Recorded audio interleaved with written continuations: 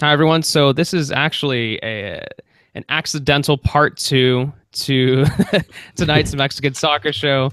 We didn't know that this it was going to stop broadcasting. Actually, Naib was talking about Tuca Ferretti, and it was an interesting story. And then Jason like basically gave us a little notification saying that we were just talking to ourselves and that no one else was actually listening to us. So we should let's stop. Let's just go straight into the semifinals. That's what the people want to hear. They want to hear about our thoughts on the upcoming semifinal matches. So, Jason, I'm going to go to you on this. So, the first matchup that we have on Wednesday night, we have Tigres versus America. Jason, what are your expectations for this match? So I think a natural inclination might be to think that we see kind of a low-scoring drudge fest between America and Tigres based on the way America has been playing and who Tigres' manager is. Understandable, although I expect it to look a little bit differently. I'm thinking America's probably not going to try to play Tigres the way they played Cruz Azul, very defensively and looking for that counter, because I don't think that would work very well against Tigres. I expect them very much to open up a bit more and move forward a little bit more, be a little more offensive. So I expect this to be kind of an open affair. I think we're going to have some interesting matches between these two, like we've had in several Liguillas already between these two teams. So I'm looking at this to be, we're going to see some goals. I think we're going to see an interesting couple of matches between these two. And I wouldn't be surprised if we see a few red cards along the way, because that seems to happen with these two as well. So I think we're gonna have some entertaining matches between Tigres and America. I'm calling it right now. I'm going to say Guido Rodriguez gets a red at some point within this series, just because we all know that he likes to get those yellows. I think within this series, the stakes are going to be high, tensions going to be high. He's going to get a red at some point. Now, what are your expectations for this matchup? No, well, I think what I perceive with America actually since La Volpe took over is that America has become more. I don't know if the word is defensive. I don't think the word is more. It's defensive. I think it's more order. Yeah. It's more organized backline, I would say, with America. You just got to see who they brought in. I mean, I think they brought in two midfielders like Mateus Uribe and Guido Rodriguez in the offseason. And that kind of tells you a little bit that the team really was lacking some type of organization in the midfield. And that's why they brought him in. I mean, a player of the caliber of Guido Rodriguez was something that America has needed for quite some time. You know, it was kind of a void there in the middle. And that's why they brought him in. And then you also have the apparition of Edson Alvarez, who's another talented, defensive midfielder / center back that gives a lot of advantage America in the defense. In the last 4 games that America has played, including cup games, they haven't conceded a goal. And I think that is something that gives a little bit of confidence to Piojo Herrera. But the thing that is lacking is the goals. Yeah. And if America with a 0-0 against Tigres won't qualify to the final. A 0-0 puts Tigres in the in the final, which with this crazy Liga MX, I wouldn't be surprised if something of that sort might happen. I think that Tigres, the advantage that they have is that the attack power. I mean, they have so many options. I mean, they can however Tuca's feeling that morning. He can pick three types of forwards or another type of forward. And it will still work out perfectly. And I think the thing maybe that might hurt a little bit Tigres is that there is a void there that Guido Pizarro left, the other Guido. Yep. And it's not an easy one, and that's where America could take advantage. I think this is a series where Darwin Quintero has to show something. It can't just be a nice dribble and a nice approximation to goal and not score. That's not what Quintero has to do. Quintero has to score or give an assist to Peralta. Peralta has to be a better finisher in the series against Tigres. So, I mean, I don't have a favorite here. I personally think that the score is going to be 2-1. I got to, of course, for this Liguilla Madness that we're doing, I got to pick a team. So my prediction is going to be 2-1, but I still have to decide which side I'm going to go with. But, it's going to be a really tight series, and it will be a huge test for Piojo Herrera here, because Herrera with Cholos played Tigres last season in the semis, and they got eliminated. But then again, Cholos had a lot of injuries. You know, He actually had Carlos Vargas in the Xolos defense, which is actually interesting. That Carlos Vargas and Hiram Munoz were both trying to defend Gignac, so that was a little bit of a difficult situation for them. yeah, yes. I mean, and right now, America, you know, to a certain extent, it does have injuries. You know, Cecilio Dominguez is not totally fit. William da Silva has been having several knocks, and he's still playing. I don't know how he's doing it. And of course, Renato Ibarra, who just barely came back from an injury, and he's really injury prone. So I mean, it's not an unstable situation for America. I think it's more stable on Tigres side than American. That's why, you know, you might say that Tigres is a favorite. I mean, the 538, whatever it was, Cesar, you posted it on Twitter. I mean, it's a huge favoritism to Tigres. Yeah. And that's true. I mean, when you look at the squads and everything, I mean, it looks, and then Tigres is possession based. I mean, it's kind of, to Cruz Azul had all the possession of the ball in the last series against America. And now Tigres is going to have all the possession of the ball in the series against America too. America has to find ways of finding those spaces that Tigres defense might leave, especially between the defensive midfielder and the center backs, which is still not kind of stable. Even Juninho's having mistakes now. That's exactly right. A center back. That's exactly right. And that's why America's not going to be able to sit back. They're going to have to move forward because they can't sit back and absorb like they did against Cruz Azul and expect those goals not to come. They're going to come with that offensive strike power that Tigres has. They're not going to be able to absorb and just give up those shots and assume Marchesín can be able to stop them. Yeah. Like it's not going to work out. So I mean, they're going to have to move forward, and this game's going to open up. And I think that's where it's going to get interesting. All right, so let's go to the predictions for this game, because to me, I mean, I see, like Jason alluded to earlier, I see two teams who need to be better attack-wise, and I think they're going to step up in this game. I see a 2-2 draw. I think it's going to be exciting. I'm really excited for this first leg. But let's go to Naib. Naib, what? Or I guess you kind of gave us your prediction, but you said 2-1. Who's going to get the 2 here? I'll go with America. America. Okay. Okay, Jason, your prediction. I'd say something like if we're looking at like the aggregate here, something like a 4-4 kind of thing. Maybe a 4-3. I think Tigres are going to come through. I think they're clear favorites at this point, but it's gonna be an interesting one. I think it could come down to who doesn't get the red card.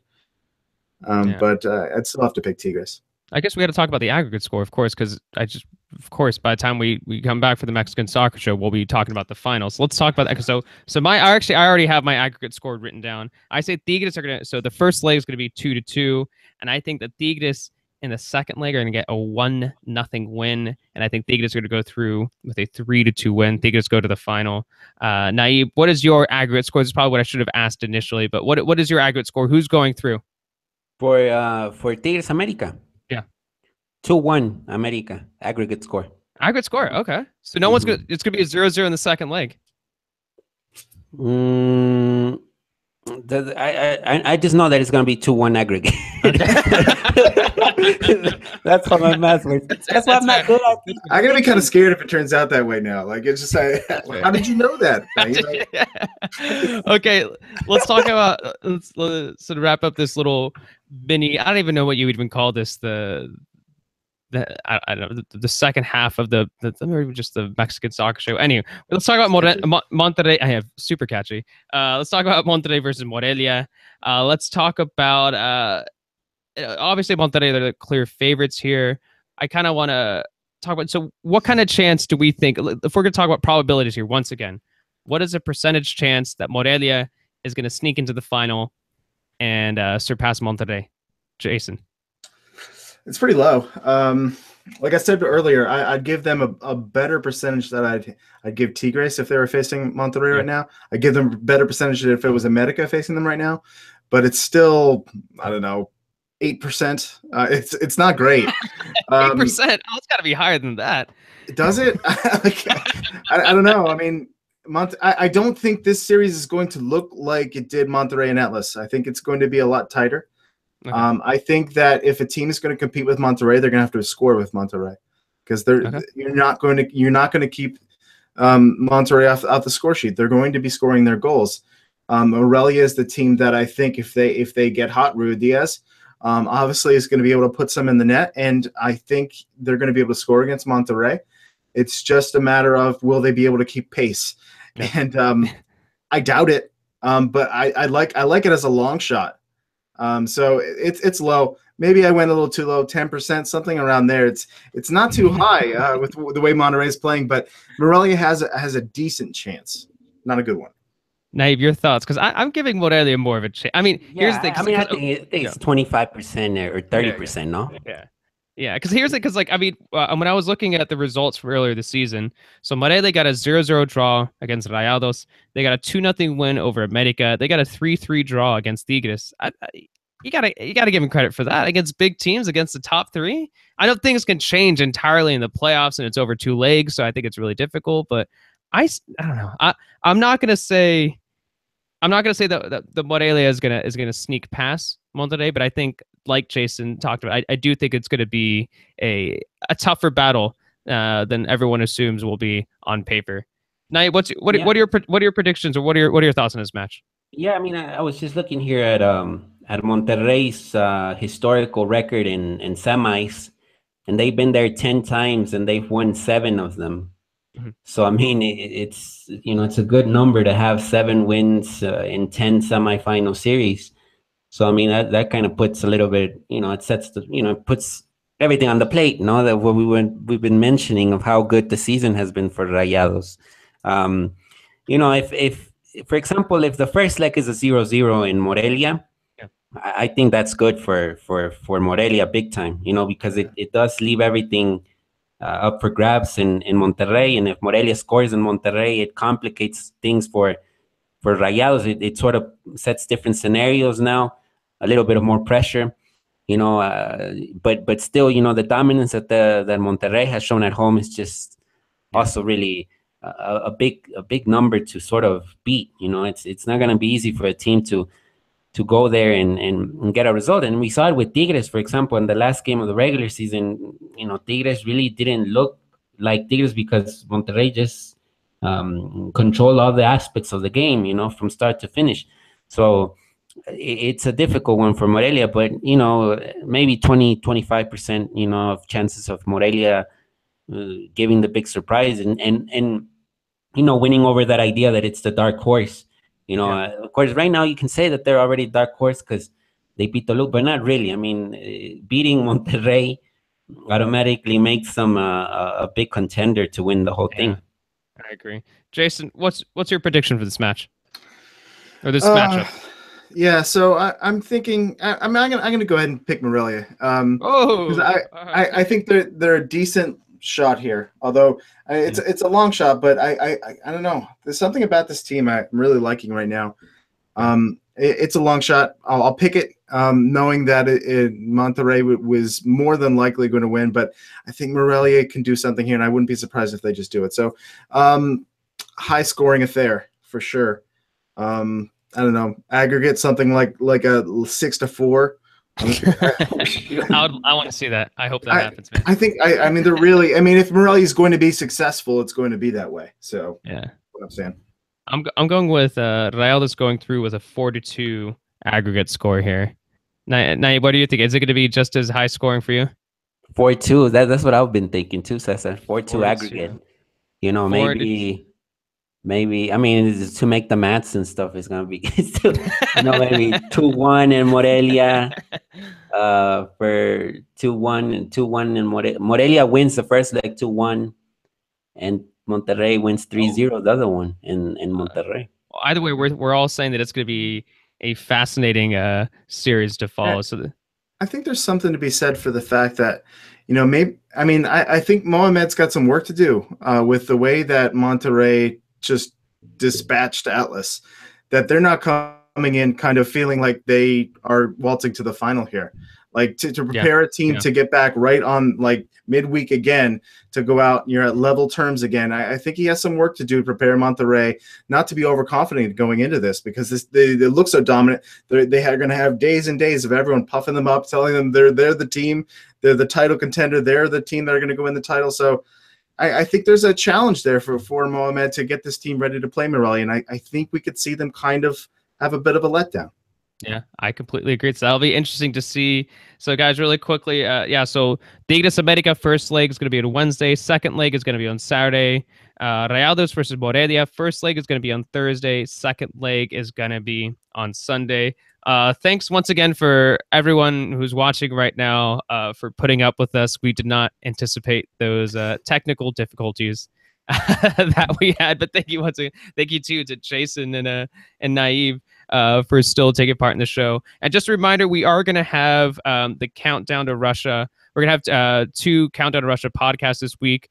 So it's going to be really exciting. Me, Naive, and Tom are going to record it tomorrow. We're going to release it on Wednesday. I'm really excited for it. Like I said, we're going to give you guys our our idea on who we want to see face Mexico in the group, who we think that Mexico should avoid in the group, a little bit about the FIFA rankings, a little bit about obviously the rules regarding the draw. And Tom says he's crunching some numbers when it comes to the travel that Mexico might want to do. And then we're going to have one on Friday. And also on Friday, we're going to have a live stream during the draw. That means I'm going to have to wake up at a normal hour at 6 or 7 a.m. That's going to be the big test for me. The draw is irrelevant. It's just me actually waking up in time to join you guys to talk about the draw. But once again, for everyone who's interested in listening to the Countdown to Russia podcast or that live video or the second episode, I mean, please go to patreon.com/the Mexican Soccer Show.